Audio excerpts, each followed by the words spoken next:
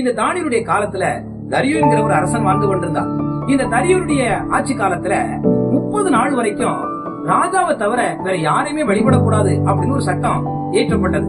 அந்த சட்டம் ஏற்றப்பட்டது என்பதை இந்த தானியேல் அறிஞ்ச போதும் கூட தான் இதுவரைக்கும் செய்து கொண்டிருந்த வழக்கத்தை அவன் ஒரு நாள் விடவே இல்லை.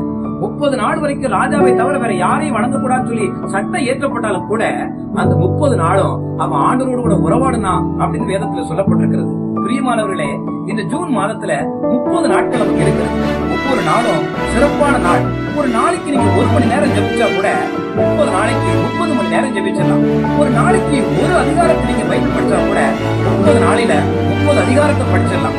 ஒரு நாளைக்கு நீங்க ஒரு நபருக்கு உங்க வாழ்க்கையில் நடந்த சில நன்மைகளை சாட்சியாக எடுத்து சொல்வீங்க அப்படின்னா 30 நாள்ல 30 பேருக்கு நம்ம சுவிசேஷத்தை அறிவிச்சிடலாம். உங்களுக்கு கிடைக்கிற வருமானத்துல ஒவ்வொரு நாளும் கொஞ்சம் கொஞ்சம் நீங்க எடுத்துக்கிட்டா கூட 30 நாள்ல ஒரு பெரும் தொகை கிடைக்கும். அந்த தொகையை கொண்டு போய் கஷ்டப்பட்டவங்களுக்கு நீங்க உதவி செஞ்சீங்க அப்படின்னு சொன்னா இந்த ஜூன் மாதம் ஒரு சிறப்பான மாதமாக உங்களுக்கு ஆண்டவர் தருவார் என்பது சந்தேகம் இல்லை. கர்த்தர் உங்களை ஆசீர்வதிப்பாராக. ஆமென்.